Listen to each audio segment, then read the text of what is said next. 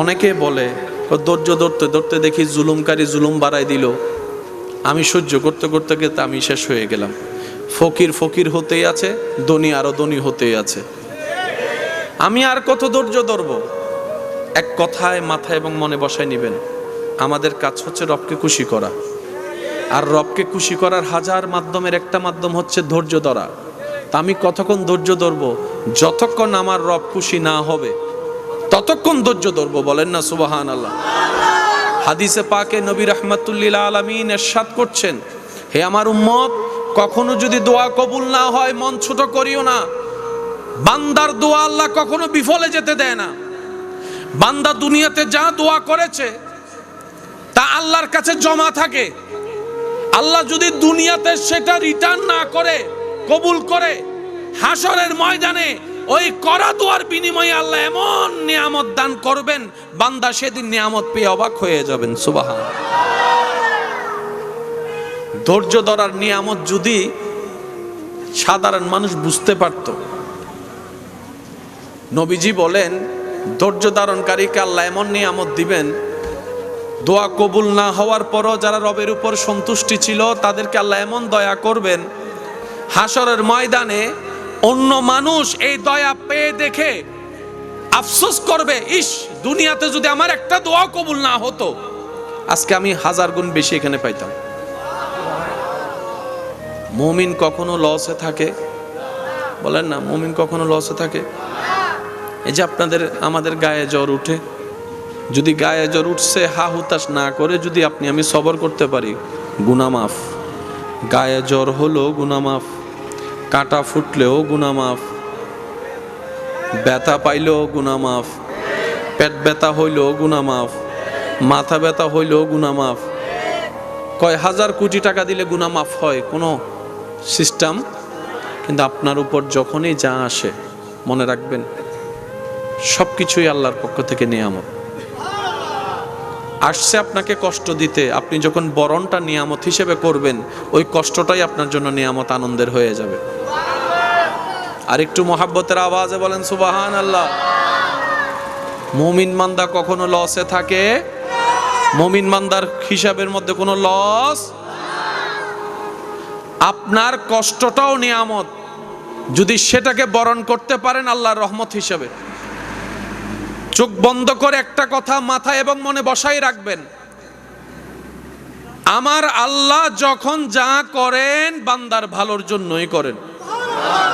কারণ আপনি আমি ভবিষ্যৎ দেখার বুঝার কোনো ক্ষমতা, আপনারাই তো প্রায় সময় বলেন পাল্টাইতে সেকেন্ডও লাগে না, 1 সেকেন্ডের ভিতরে তো কত কিছু হয়ে যেতে পারে। ভূমিকম্প আসার 1 মিনিট আগেও কোনো লক্ষণ দেখা নাই, হঠাৎ করে ভূমিকম্প আসলো, পৃথিবী কাঁপিয়ে দিল, সেকেন্ডের ভিতরে সবকিছু রদবদল হয়ে গিয়েছে। সেই আল্লাহ জানে ভবিষ্যৎ কি। রব বলে যে আমি তো জানি, আমি রবের উপর তুই ভরসা রাখ, আমার সিদ্ধান্তে তুই খুশি থাক। হে আমার বান্দা, রব বলে তুই আমার সিদ্ধান্তে খুশি থাক, আমার দেওয়া অল্প নিয়ামতে খুশি নিজেকে রাখার চেষ্টা কর। হাসরের ময়দানে তুই যদি অল্প আমলও আনিস, আমি আল্লাহ তোর অল্প আমল দেখে খুশি হয়ে যাব। সুবহানাল্লাহ। কেউ কাউকে যদি মিথ্যা কোনো অপবাদ দেয়, মিথ্যা তহমত দেয়, আর সে বান্দা যদি ধৈর্য ধরে রবের উপর বিচার দেয়, রবের কাছে বিচার দেয়, যে তহমত দিবে সে মরণের আগে ওই কাজটা না করা পর্যন্ত সে কখনো মরবে না। অর্থাৎ কেউ আপনাকে চোর বলল কিন্তু আপনি চুরি করেননি, অপমান করেছে আপনাকে, এই মিথ্যা তহমত যে দিয়েছে সে মরণের 1 সেকেন্ড আগে হলো চুরি করেই মরবে। সে যতক্ষণ চুরি করবে না ততক্ষণ তার মৃত্যু হবে। আবার অন্যদিকে আপনাকে যে তহমত দিয়ে বেইজ্জতি করেছে, এটার বিনিময়ে আল্লাহ তাআলা দুনিয়াতেও আপনাকে ইজ্জত দিবেন, আখিরাতেও ইজ্জত দিবেন। এই বেইজ্জতির কারণে যে আপনি কষ্ট পেয়েছেন, আল্লাহ তাআলা আপনার গুনাহকে মাফ করে দিবেন। সেজন্য দুনিয়াতে যাই আপনি পাবেন কষ্ট মানুষের কাছ থেকে, সবগুলোকে নিয়ামত মনে করবেন। এত বেশি হাইপার হওয়ার দরকার? কান্না করলেও সময় যাবে, হাসলেও সময় যাবে, তো হেসে হেসে সময় পার করেন না। অন্যরা কান্দুক, কারো যদি ইচ্ছা করে কান্না করতে মন চায় কান্দুক, বদনাম করে কষ্ট দিয়ে। নবী রাহমাতুল লিল আলামিনের উম্মত অন্যায়ভাবে কারো চোখের পানির কারণ হতে পারবো? বলেন না, কারো চোখের কারণ হতে পারবো? জীবনের প্রত্যেকটা সেকেন্ড আল্লাহর দেওয়া নিয়ামত। খামাখা টেনশন করে মন খারাপ করে এই সময়গুলোকে নষ্ট করে দেওয়া মানে নিজের বিষয়টাই নষ্ট করে দেওয়া। গত শনিবার কি আর আসবে? গত শুক্রবার কি আর আসবে? 2020, 22, 23 সাল, 24 সাল কি আর আসবে? গেছে তো গেছে, কেন কাটাচ্ছি এভাবে? স্থির হন, আল্লাহর দেওয়ার নিয়ামতগুলোকে উপভোগ করুন। না পাওয়ার দিকে যেভাবে আপনার আমার মনোযোগ আছে, আল্লাহ যে বিনা হিসেবে এত দিয়েছেন সেদিকে আপনার আমার মনোযোগ। আচ্ছা আপনারাই বলেন, না পাওয়া নিয়ে মন খারাপ করলে কি পাওয়া হয়ে যাবে? যদি তকদিরে থাকে পাবো, যদি তকদিরে নাই পাবো না, বাস শেষ তো কথা। তো মুসলমান বলে যে, ইমানদার বলে যে, তকদিরে যা আছে তা হবে, আমার চেষ্টা আমি করে যাব রবের উপর ভরসা করে। আমার জন্য যদি কল্যাণকর হয় আমার চাওয়া, আমার আল্লাহ অবশ্যই আমাকে দান করবেন। বলেন সুবহানাল্লাহ। অনেক সময় আল্লাহ তাআলা আমাদেরকে দিতে চান না আমাদের চাওয়া, কিন্তু আমরা বোকার মতো বারবার চাইতে থাকি, তখন আল্লাহ দেন। পরে দেখা যায় সে দেওয়াটাই আমাদের জন্য কাল হয়ে দাঁড়ায়, কষ্টের হয়ে দাঁড়ায়। আল্লাহ তাআলা আমাদের সবাইকে বুঝার তৌফিক দান করুন। দুঃখ কষ্ট মানুষের জীবনের একটা অবিচ্ছেদ্য অংশ। দুঃখ কষ্ট থেকে কেউ কখনো পালিয়ে থাকতে পারবে? আপনি যেখানে যাবেন সেখানে আপনার কাছে দুঃখ কষ্ট আপন আপন নিয়মে থাকবে, আসবে। পালিয়ে যাওয়া বীর বাহাদুরের কাজ নয়, লড়ে যাওয়াটাই হচ্ছে বীর বাহাদুরের কাজ। কথা বলেন ঠিক কিনা? রবের উপর ভরসা করে চলতে থাকবেন, জীবনে যাই হোক দেখা যাবে। একজন মালিক তো আছে, একজন খালিক তো আছে, একজন রাজ্জাক তো আছে, একজন রহমান তো আছে। ওই রহমান দয়া করলে কষ্টটাও আনন্দর হয়ে যাবে। সুবহানাল্লাহ। অন্যায়ভাবে যেন আমরা কারো কষ্টের কারণ না হই, নিজের জায়গা থেকে সর্বদা বেস্টটা দেওয়ার চেষ্টা করব। আল্লাহ তৌফিক দান করুক, আমিন। বেশিরভাগ মানুষের হাসরের ময়দানে বেজে যাওয়ার, আটকে যাওয়ার অন্যতম কারণ হচ্ছে জিহ্বা। এই বদনাম আপনাকে আমাকে আটকায় দিবে হাসরের ময়দানে। নিজেদের নেক আমল নষ্ট করে ফেলি, ওয়াইলুল লিকুল্লি হুমাজাতিল লুমাজা। সেজন্য জিহ্বাকে যদি কন্ট্রোল করতে পারি অর্ধেক সফলতা হয়ে যাবে। বলেন না সুবহানাল্লাহ। যে আপনার পিছনে লাগে আপনার বদনাম করে, যে আপনাকে নিয়ে কথা টানাটানি করে, দেখবেন সে কোনো না কোনোভাবে কিন্তু আপনার পজিশন থেকে কিছুটা হলো নিচে। একটু জোরে বলেন, আরো জোরে বলেন। আপনি আপনার জায়গায় নিয়ে কিন্তু উপরের জনকে নিয়ে কখন আপনি ভাবেন নাই? জোরে বলেন না। আপনিও আমিও আমরা কোনো না কোনোভাবে যখন কারো বদনাম করি অটোমেটিক তার পজিশনটা উপরে উঠে যায়, আমাদের পজিশনটা নিচে নেমে যায়। সেজন্য মুমিনরা কখনো গীবত বদনাম করে নিজেদের পজিশনকে নিচে করে না, বরং অন্যের জন্য দোয়া করে নিজেদের পজিশনটা আল্লাহর রহমতের দৃষ্টিতে আরো উপরে তুলে দেয়। বলেন সুবহানাল্লাহ। আপনি যদি ঠান্ডা মাথায় একটু গভীরে গিয়ে দেখেন, আল্লাহ আমাদের নবীকে দিয়ে যে এক আল্লাহর প্রচারের জন্য পাঠিয়েছেন, বলেছেন আল্লাহর এক প্রচারের এই বাণীটা আল্লাহ কাফেরকে দিয়ে বেশি করিয়েছেন। কাকে দিয়ে? একটু জোরে বলি, আরো জোরে বলি। তারা আমাদের নবীকে ডাইনে যেতে দিচ্ছে, বামের রাস্তা বন্ধ, সামনের রাস্তা বন্ধ, পিছনের রাস্তা বন্ধ, চতুর্দিকে ঘেরাও। তো নবী গেলেন আল্লাহর কথা বলবে। একটু জোরে বলেন। নবী গেলে তো কালিমার দাওয়াতটা দিবে। এখন নবীকে তো কারো সাথে দেখাও করতে দিচ্ছে না, মিশতেও দিচ্ছে না, বলতেও দিচ্ছে না, চতুর্দিক থেকে বন্দি করে রেখেছেন। এবার আল্লাহ তাআলার হিকমতটা দেখেন। এইদিকে আবু জাহেল বিভিন্ন জায়গায় চড়ছে, কাফেররা বিভিন্ন জায়গায় পরিভ্রমণ করছে, বিভিন্ন মিটিংয়ে বসছে। ওরাই ওখানে বলছে আব্দুল্লাহর ছেলে মোহাম্মদ এটা বলতেছে। ব্যাপারটা বুঝবেন। আল্লাহর কথা প্রচারের দায়িত্ব আল্লাহ দিয়েছেন কাকে? নবীজিকে। এদিকে আবু জাহেলে প্রচার করতেছে। সুবহানাল্লাহ বলেন। প্রচারটা করতেছে কে? সেজন্য মনে রাখবেন, বদনামে প্রচার বাড়ে। সুবহানাল্লাহ বলেন। বদনামে গুনাহ কমে, বদনামে প্রচার বাড়ে, বদনামে হৃদয় মজবুত হয়, বদনামে সামনে যাওয়ার প্ল্যানিং সৃষ্টি হয়, বদনামে আপনার বন্ধ রাস্তা যেগুলো আপনি কখনো খেয়াল করেন না সেগুলো আপনার আইডেন্টিফাই হয়। বদনামের কারণে আপনার যে মন খারাপ হয়, ওই মন খারাপের যে একটা শক্তি হয়, জিত হয়, সে জিত দিয়ে অনেক কঠিন কাজ সহজ হয়ে যায়। বদনামের মধ্যে লস নাই, শুধু শর্ত হচ্ছে একটা, আপনি হাইপার হতে পারবেন না, চোখের পানি ফেলতে পারবেন না, আপনাকে মুস্কি হাসতে হবে। যদি আপনি বদনামকে, অপমানকে, লাঞ্ছনাকে মুস্কি হাসি দিয়ে রিসিভ করতে পারেন, এতটুক মনে রাখবেন, সেই বদনামটাই আপনার জন্য মহাশক্তি হয়ে জীবনে কাজে লাগবে। বলেন সুবহানাল্লাহ। বিভিন্ন জায়গায় মিটিং করতেছে কে? কাফের। বলেন কে? আরো জোরে বলেন। নবী কি বলছে সেটা তারা শুনছে। যাদের সাথে মিটিং করতেছে তাদের সাথে নবীকে দেখা করতে দেয়, তারা শোনার কোনো সুযোগ, ওই কথাটাই তারাই বলতেছে। কই কাহিনী শুনছো? কই কি হইছে? কই আব্দুল্লাহর ছেলে মোহাম্মদ কি একটা কথা বলতেছে, তোমরা শুনছো? কই কি বলছে? কই আব্দুল্লাহর ছেলে মোহাম্মদ বলতেছে আল্লাহ বলে এক, ইলা বলে এক, লা ইলাহা ইল্লাল্লাহ, লা ইলাহা ইল্লাল্লাহ, লা ইলাহা ইল্লাল্লাহ, ফসার ত্যাগ করতেছে। সুবহানাল্লাহ বলবেন না? প্রচার করতেছে কে? বলেন প্রচার করতেছে কে? পিছন পর্যন্ত বলেন প্রচার করতেছে কে? প্রচার করতেছে কে? আপনার কাজ হচ্ছে বসে থাকা। আপনার মেইন প্রচার আপনার দুশমনেরাই করে। আপনার মেইন প্রচার দুশমনেরাই করে। তো তে যখন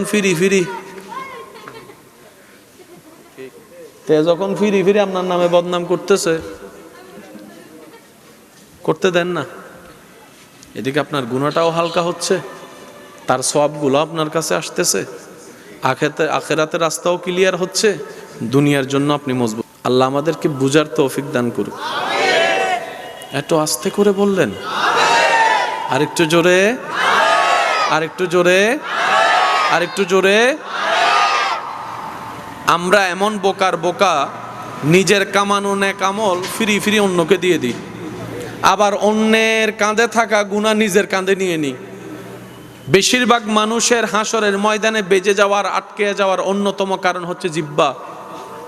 এই বদনাম আপনাকে আমাকে আটকায় দিবে হাসরের ময়দানে। নিজেদের নেক আমল নষ্ট করে ফেলি, ওয়াইলুল লিকুল্লি হুমাজাতিল লুমাজা। সেজন্য জিহ্বাকে যদি কন্ট্রোল করতে পারি, অর্ধেক সফলতা হয়ে যাবে। বলেন না সুবহানাল্লাহ। যে আপনার পিছনে লাগে, আপনার বদনাম করে, যে আপনাকে নিয়ে কথা টানাটানি করে, দেখবেন সে কোনো না কোনোভাবে কিন্তু আপনার পজিশন থেকে কিছুটা হলো নিচে। একটু জোরে বলেন, আরো জোরে বলেন। আপনি আপনার জায়গায় নিয়ে কিন্তু উপরের জনকে নিয়ে কখন আপনি ভাবেন নাই? জোরে বলেন না। আপনিও, আমিও, আমরা কোনো না কোনোভাবে যখন কারো বদনাম করি, অটোমেটিক তার পজিশনটা উপরে উঠে যায়, আমাদের পজিশনটা নিচে নেমে যায়। সেজন্য মুমিনরা কখনো গীবত বদনাম করে নিজেদের পজিশনকে নিচে করে না, বরং অন্যের জন্য দোয়া করে নিজেদের পজিশনটা আল্লাহর রহমতের দৃষ্টিতে আরো উপরে তুলে দেয়। বলেন সুবহানাল্লাহ। ছোট্ট ছোট্ট কাজ একটু চেষ্টা করলেই সম্ভব। প্রথমে প্রত্যেকটা কাজ কঠিন, কিন্তু ভিতরে গেলে সহজ। তা আজকে থেকে বদনামকারীকে মারবেন? কথা বলেন। বদনামকারীকে মারবেন? আয় গাছর ফিজু দিয়ে আয়, ওই আন্ধার জায়গা চল, গরম যাইব না নমাতে হোনাতাই। তোর সাহস কি? হ্যাঁ, এক বাপর হইলে আয়, হন যাইব না, হইউন অনেকে ইউন। মনে রাখবেন এই কথা, বান্দা যখন কিছু করে ফেলে আল্লাহ তখন করে না, আর বান্দা যখন আল্লাহর উপরে নালিশ দিয়ে বসে থাকে, এই বান্দার পক্ষে আল্লাহ নিজেই করে। ফেরাউনের জুলুম করছে কি করে নাই? সে অনুযায়ী আল্লাহ পাক বিচার করছে কি করে নাই? আল্লাহ করে, আল্লাহর সময়ে করে।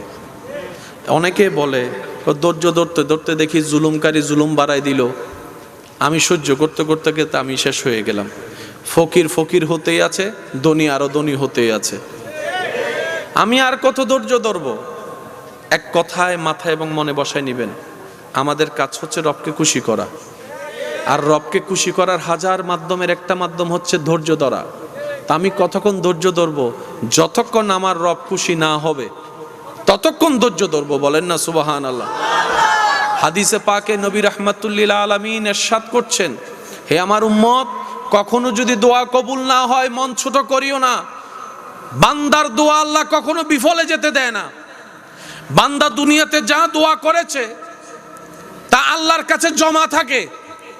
আল্লাহ যদি দুনিয়াতে সেটা রিটার্ন না করে, কবুল করে, হাসরের ময়দানে ওই করা দোয়ার বিনিময়ে আল্লাহ এমন নিয়ামত দান করবেন, বান্দা সেদিন নিয়ামত পেয়ে অবাক হয়ে যাবেন। সুবহান।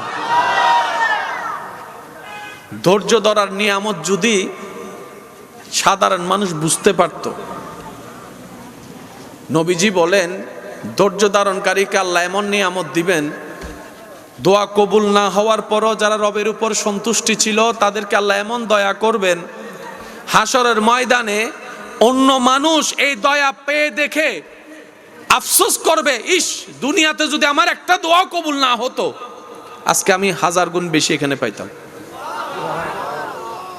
মুমিন কখনো লসে থাকে? বলেন না, মুমিন কখনো লসে থাকে? এই যে আমাদের গায়ে জ্বর উঠে,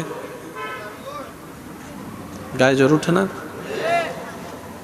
যদি গায়ে জ্বর উঠছে হা হুতাশ না করে যদি আমি সবর করতে পারি, গুনাহ মাফ। জোরে, আরো জোরে, মোহাব্বতের আওয়াজে। গায়ে জ্বর হলো গুনাহ মাফ, কাঁটা ফুটলেও গুনাহ মাফ, ব্যথা পাইলেও গুনাহ মাফ, পেট ব্যথা হইলেও গুনাহ মাফ, মাথা ব্যথা হইলেও গুনাহ মাফ। কয় হাজার কোটি টাকা দিলে গুনাহ মাফ হয় কোনো সিস্টেম? কিন্তু আপনার উপর যখনই যা আসে মনে রাখবেন সবকিছুই আল্লাহর পক্ষ থেকে নিয়ামত। আসছে আপনাকে কষ্ট দিতে, আপনি যখন বরণটা নিয়ামত হিসেবে করবেন ওই কষ্টটাই আপনার জন্য নিয়ামত, আনন্দের হয়ে যাবে। আর একটু মোহাব্বতের আওয়াজে বলেন সুবহানাল্লাহ। মুমিন বান্দা কখনো লসে থাকে? মুমিন বান্দার হিসাবের মধ্যে কোনো লস। আপনার কষ্টটাও নিয়ামত, যদি সেটাকে বরণ করতে পারেন আল্লাহর রহমত হিসেবে। চোখ বন্ধ করে একটা কথা মাথায় এবং মনে বসাই রাখবেন, আমার আল্লাহ যখন যা করেন বান্দার ভালোর জন্যই করেন। কারণ আপনি আমি ভবিষ্যৎ দেখার বুঝার কোনো ক্ষমতা, আপনারাই তো প্রায় সময় বলেন পাল্টাইতে সেকেন্ডও লাগে না, 1 সেকেন্ডের ভিতরে তো কত কিছু হয়ে যেতে পারে। ভূমিকম্প আসার 1 মিনিট আগেও কোনো লক্ষণ দেখা নাই, হঠাৎ করে ভূমিকম্প আসলো, পৃথিবী কাঁপিয়ে দিল, সেকেন্ডের ভিতরে সবকিছু রদবদল হয়ে গিয়েছে। সেই আল্লাহ জানে ভবিষ্যৎ কি। রব বলে যে আমি তো জানি, আমি রবের উপর তুই ভরসা রাখ, আমার সিদ্ধান্তে তুই খুশি থাক। হে আমার বান্দা, রব বলে তুই আমার সিদ্ধান্তে খুশি থাক, আমার দেওয়া অল্প নিয়ামতে খুশি নিজেকে রাখার চেষ্টা কর। হাসরের ময়দানে তুই যদি অল্প আমলও আনিস, আমি আল্লাহ তোর অল্প আমল দেখে খুশি হয়ে যাব। সুবহান। সেজন্য স্থির আনার দরকার। বলেন না, স্থির আনার দরকার। তো এই স্থির জিনিসটা আনবো কিভাবে, ধৈর্য জিনিসটা ধরবো কিভাবে? একটা কথা মাথায় রাখবেন,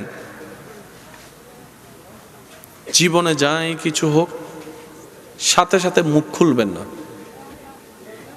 অন্তত 2টা মিনিট মুখটাকে যেমনে পারেন বন্ধটা রাখেন।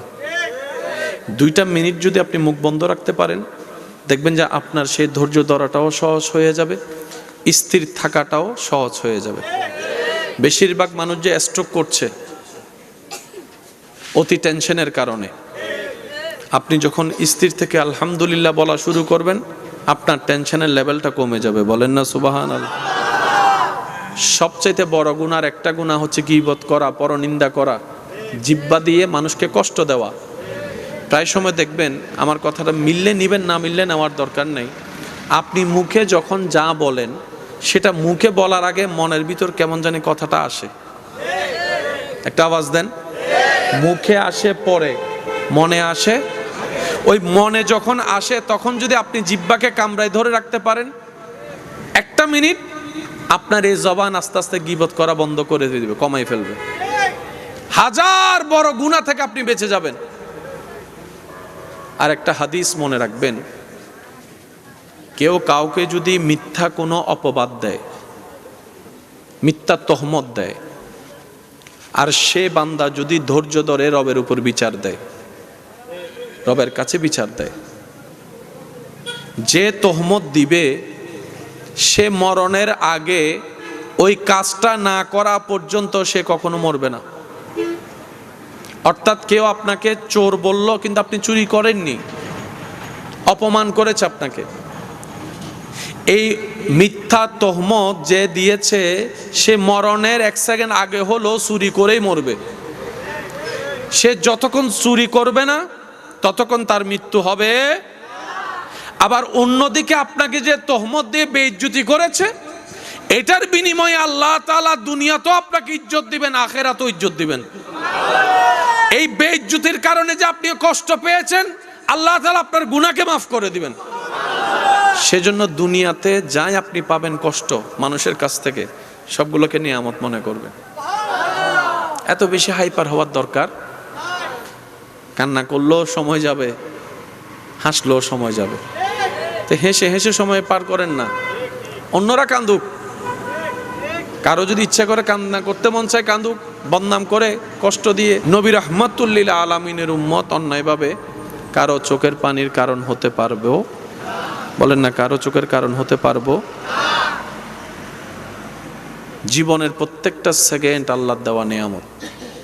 খামাখা টেনশন করে মন খারাপ করে এই সময়গুলোকে নষ্ট করে দেওয়া মানে নিজের বিষয়টাই নষ্ট করে দেওয়া। গত শনিবার কি আর আসবে? গত শুক্রবার কি আর আসবে? 2020, 22, 23 সাল, 24 সাল কি আর আসবে? গেছে তো গেছে, কেন কাটাচ্ছি এভাবে? স্থির হন, আল্লাহর দেওয়ার নিয়ামতগুলোকে উপভোগ করুন।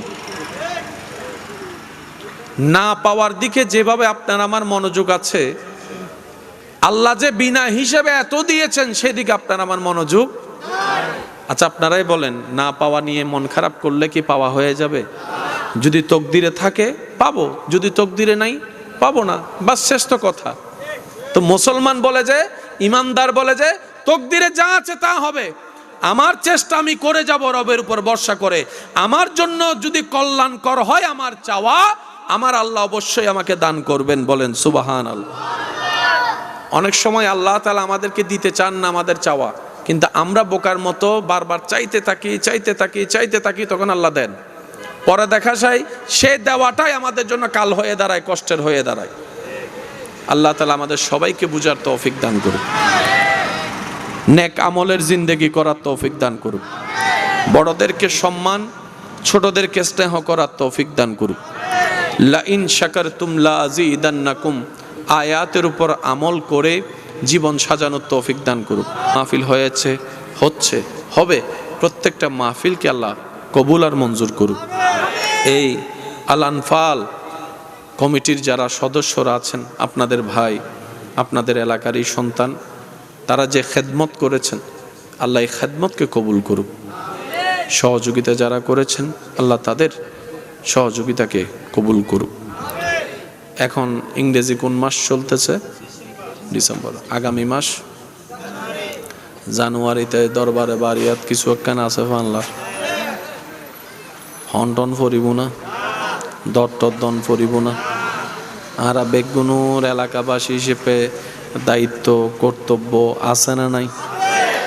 জানুয়ারির 25 তারিখ 26 তারিখ দরবারে বাড়িয়া শরীফত ঐতিহাসিক মহান 12ই মাঘ পবিত্র ঈদে মিলাদুন নবী সাল্লাল্লাহু আলাইহি ওয়াসাল্লাম বার্ষিক মাহফিল।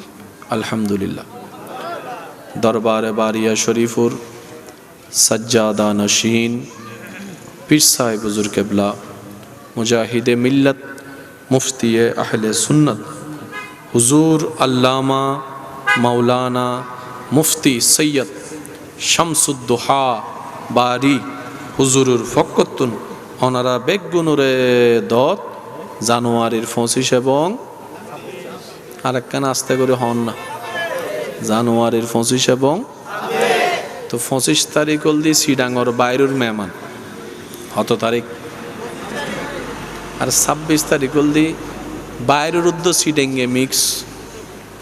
তারা কি সিডেঙ্গে না আর নিজেরা নহাইরে মানুষের হাবানোর অভ্যাস আছে না, তাহলে 25 তারিখ ওনারা যারা যাইবেন ওনারা হামল দিয়ে আগে হাবন নাকি তার ফ্লেটিন হারিলে ফেলিবেন অবায় দর হা কেয়া তোর হান আল্লাহ আর সিডাঙ্গর ইজ্জত জড়িত আছে, নহাই গেলে পুরা এলাকা বদনাম নগরিব অথবা 5 ঘন্টা 10 ঘন্টা আট গাড়িগুলো গে হানাই ন পাই সিডেঙ্গ কলা হাইতো ন দে ইজ্জত আর তাই মানে ওটা ফামজার হই না যাইব ইজ্জতিন। তো 26 তারিখ 25 তারিখ আল্লাহ যদি মিলাই হাইম 26 তারিখ মিলাইলে হাইম, তবে হাওন বড় জিনিস ন মেহমানদারি হলদি বড় জিনিস, ঠিক আছে না বাজন? নতুন করে দরদনের হনো দরহার। তো যারা চুরি করেন ব্যবসা করেন ওনারার দরবার ওনারার মাহফিল কেনে সাজাবেন কেনে গরিবেন ইন ওনারা জানন, আই হন হিসেবে ওনারা হই করার মানুষের আসলে দরদন সরমর হতা আর দর দিদি ন ভাই স্মরণ করাই দিদি ওনারা বেশি সো মাছ বিজি তো এত লেখা মনত গড়াই দিদি। আল্লাহ আর আর এই মহাব্বতের কবুল করক না, ইল্লা আমি নইলে তো আরো জোর রহম পড়িব, মহাব্বতের আওয়াজ আরো জোর হন আমিন। আর এখন মিলাদ কিয়াম গুজুম ওনারা সারিবদ্ধভাবে দাঁড়াবেন যাতে ওই মেহমানদারি জিন আসিন যেন ওনারা দিতারে। ইয়া নবী সালাম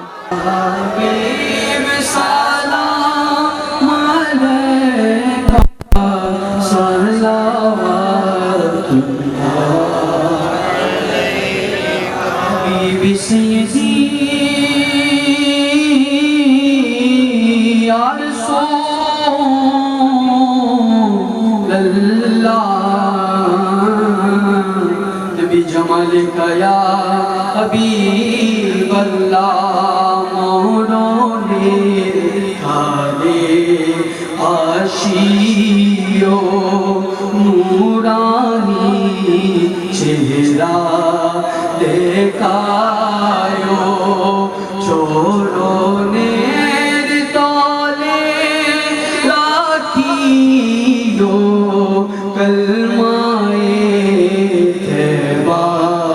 پڑھایو یا نبی سلام علیکہ یا رسول سلام علیکہ یا حبیب سلام علیکہ صلوات اللہ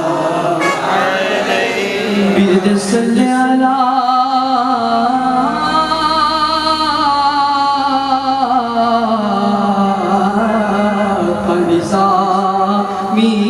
رکھو اور بزرگان ملت پیرا کو سلام مصطفیٰ جان رحمت پیرا کو سلام شمع بجوے ہدایت پیرا کو سلام یا الہی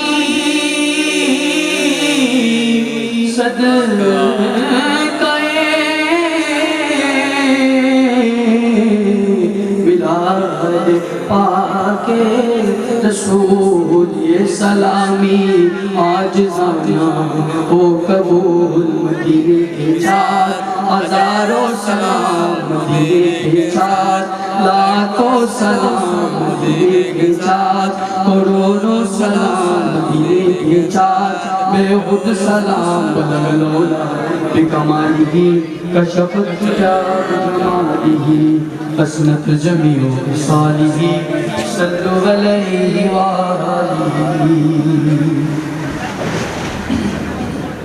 اللہ کے جے پائتے چار حوض হযরত কে ভালোবেসে ও হযরত কে ভালোবেসে আল্লাহকে যে পাইতে চাই আল্লাহকে যে পাইতে চাই রহমান তুমি রহমান মেহেরবান তুমি মেহেরবান মেহেরবান মেহেরবান ইয়া রহিম রহমান ইয়া করিম মেহেরবান মেহেরবান তুমি মেহেরবান মেহেরবান তুমি মেহেরবান আমি পাপী গুনাহগার তুমি ছাড়া কে আছে আর ক্ষমা করো ও গো প্রভু তওবা করি বারবার ইয়া রহিম রহমান ইয়া করিম মেহেরবান ইয়া রহিম রহমান ইয়া করিম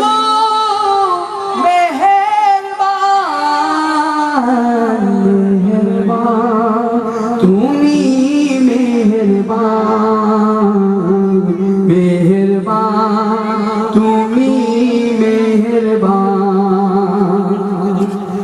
হতাম যদি চাঁদ আমি চাঁদের আলো হয়ে হতাম যদি চাঁদ আমি চাঁদের আলো মদিনা গলি গলি রাখিতাম জড়িয়ে মদিনা গলি গলি রাখিতাম জড়িয়ে কলিজাটা পেতে দিতে কলিজাটা পেতে দিতে করিতাম না রে ভুল দিবসের রাশি পরশে দিত প্রাণের প্রিয়রা দুই দিনের দুনিয়া যেটা আপনি আমি প্রায় সময় বলে থাকি শুনে থাকি আসলে কিন্তু দুই দিনেরই দুনিয়া মৃত্যুর পরে জানাজার নামাজ এই আজান এবং নামাজের মাঝখানে যে সময় এটার নামে জীবন এই অল্প দিনের মেহমান হয়ে আসা কেউ তো আর দুনিয়াতে মালিক হয়ে আসেনি মেহমান আমরা যেন সবাই মেহমানের মতো থাকতে পারি অন্যের আনন্দের সুখের হওয়ার কারণ হতে পারি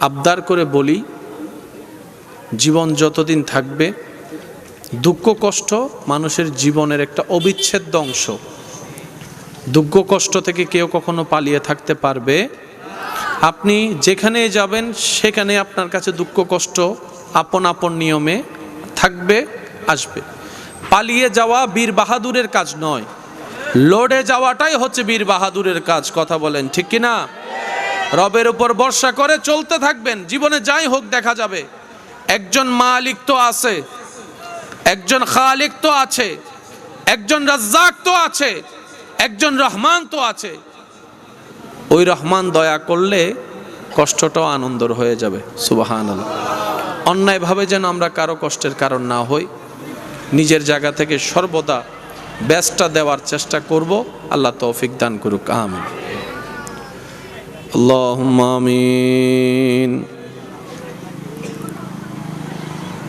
ইয়া রহমান ইয়া রহিম ইয়া সাত্তার ইয়া গফফার ইয়া রহমান ইয়া রহিম ইয়া সাত্তার ইয়া গফফার तुम हो पालनहार मेरा कर दो बेड़ा पार तुम हो पालनहार मेरा कर दो बेड़ा पार या रहमान या रहीम या सत्तार या गफ्फार। अल्हम्दुलिल्लाह रब्बिल आलमीन वस्सलातु अला नबिय्यिल करीम व अला आलिहि व अस्हाबिहि अजमाइन। আল্লাহ পাক আমাদের আজকের এই হাজিরাকে তোমার রহমতের দরবারে তুমি কবুল আর মঞ্জুর করে নাও। আল্লাহ যারা সাজিয়েছেন, যারা সহযোগিতা করেছেন, মাওলা প্রত্যেকজনের খেদমতকে তুমি কবুল করো। আল্লাহ অত্র মাহফিলে যে যেভাবে মহাব্বতের বহিঃপ্রকাশ করেছেন, সহযোগিতা করেছেন, সাহায্য করেছেন, সাপোর্ট দিয়েছেন, মাওলা প্রত্যেকজনের এই মহাব্বতকে তুমি কবুল করো। আল্লাহ আমাদের জীবনের জানা অজানা ইচ্ছায় অনিচ্ছায় করা সমস্ত কবিরা সগীরা গুনাহ আল্লাহ তুমি মেহেরবানি করে মাফ করে দাও। আল্লাহ আমাদের মা বাবা দাদা দাদি নানা নানির গুনাহ মাফ করে দাও। আল্লাহ যত কবরবাসী কবরের আযাবে কষ্ট পাচ্ছে আল্লাহ মেহেরবানি করে কবরের আযাব মাফ করে দাও। আল্লাহ আমাদেরকে নেককার বান্দা বনে থাকার তৌফিক দান করো। আল্লাহ আমাদের অন্তরকে তুমি রহমত দিয়ে পরিষ্কার করে দাও। আল্লাহ আমাদের কলবকে তোমার হাবিবের প্রেম দ্বারা আলোকিত করে দাও। রব্বুল আলামিন সবার জীবনকে তুমি সুখীময় সুন্দর শান্তির করে দাও। আল্লাহ সমস্ত বিভেদ আল্লাহ ভুলে শান্তির জীবন যাপন করার প্রত্যেকটা পরিবারকে আল্লাহ তুমি দয়া করে মেহেরবানি করে সুযোগ করে দাও। আল্লাহ যারা ব্যবসায়ী ভাইয়েরা আছেন আল্লাহ রাইজ রোজগারের মধ্যে হাজার গুণ বরকতের ব্যবস্থা করো। আল্লাহ যারা চাকরিজীবী আছেন আল্লাহ তরক্কির ব্যবস্থা করো। আল্লাহ যারা তালিবুল ইলম পড়ালেখায় আছেন আল্লাহ পাক ইলমে নাফি অর্জন করার তৌফিক দান করো। রব্বুল আলামিন মন ভরে প্রাণ ভরে তোমার দরবারে ইবাদতের সিজদা দেওয়ার তৌফিক দান করো। আল্লাহ তোমার প্রেমে হারাইয়ে যাওয়ার সেই প্রেমের জজবা আল্লাহ আমাদেরকে তুমি নসিব করে দাও। আল্লাহ চাওয়ার মতো তো চাইতে আমরা জানি না, ডাকার মতো তোমাকে ডাকতে জানি না। আল্লাহ তুমি নিজ গুণে আমাদের সবাইকে আল্লাহ তোমার প্রিয় বান্দা হিসেবে তুমি কবুল করে নাও। আল্লাহ আগামী বছর এই মাহফিল আয়োজনে যখন সময় আসবে তোমার গায়েবী খাজানা থেকে আল্লাহ তুমি মেহেরবানি করে দয়া করে সুন্দরভাবে সাজানোর ব্যবস্থা করে দিও। আল্লাহ অত্র এলাকার আশেপাশে যত মাহফিল সুন্নিয়তের মাহফিল আছে, মাহফিল কমিটি আছে, আল্লাহ সবার খেদমতকে তুমি কবুল আর মঞ্জুর করো। আল্লাহ মাহফিল কমিটির কাছে যারা নাম দিয়ে নাম না দিয়ে দোয়া চেয়েছেন প্রত্যেকজনের নামে নামে দোয়া ফরিয়াদ তুমি কবুল আর মঞ্জুর করো। जगह जी लगाने की दुनिया नहीं है, ये इबरत की जा है तमाशा नहीं है। जगह जी लगाने की दुनिया नहीं है, ये इबरत की जा है तमाशा नहीं है। রব্বুল আলামিন আমাদের সবার কবরকে তুমি আলোকিত করে দিও। আল্লাহ আমাদের মরণ যন্ত্রণা যেন না হয়, ঈমান নিয়ে হাসি মুখে যেন কালিমা পড়ে যেতে পারি সে তৌফিক দান করো। আল্লাহ তোমার নবীর সামনে যেন ইজ্জতওয়ালা একটা জীবন নিয়ে দাঁড়াতে পারি সে তৌফিক দান করো। আল্লাহ কাল হাসরের ময়দানে তোমার দরবারে যখন আসামি হয়ে যাব আল্লাহ তোমার কাছে বিশেষ একটা ভিক্ষা চাই আমরা, আমাদের জন্য তুমি হাকামুল হাকিমিন হয়ে হিসাব নিও না আল্লাহ। আমরা যখন যাব আমাদের জন্য তুমি রহমানুর রহিম হয়ে একটু দয়াকে উন্মুক্ত করে দিও রব্বুল আলামিন। যারা অসুস্থ আছেন তাদেরকে তুমি শেফা দান করো, যারা ঋণগ্রস্ত আছেন তাদেরকে আল্লাহ তুমি ঋণ থেকে মুক্তির ব্যবস্থা করে দাও আল্লাহ। প্রত্যেকটা পরিবারে শান্তির ব্যবস্থা করে দাও, ভুল বুঝাবুঝি দূর করে দাও আল্লাহ। স্বামী স্ত্রীর মধ্যে মোহাব্বতের বন্ধনকে তুমি মজবুত করে দাও আল্লাহ। প্রতিটি সন্তানকে জীবন চলার পথে আপন আপন মা বাবার মান সম্মান ইজ্জত রক্ষা করে চলার, কদম সামনে এগানো তৌফিক দান করো আল্লাহ। প্রত্যেকটা মা বাবাকে সন্তানদেরকে আগলাই ভালোবাসে এক চোখে দেখার তৌফিক দান করো রব্বুল আলামিন। আমাদের সকলের দোয়া ফরিয়াদ তুমি কবুল করে নাও।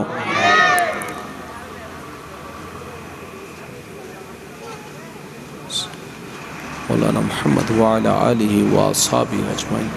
اللهم اجعل آخر كلامنا عند السكرة الموت شهادة أن لا إله إلا الله محمد رسول الله صلى الله عليه وسلم. السلام عليكم ورحمة الله.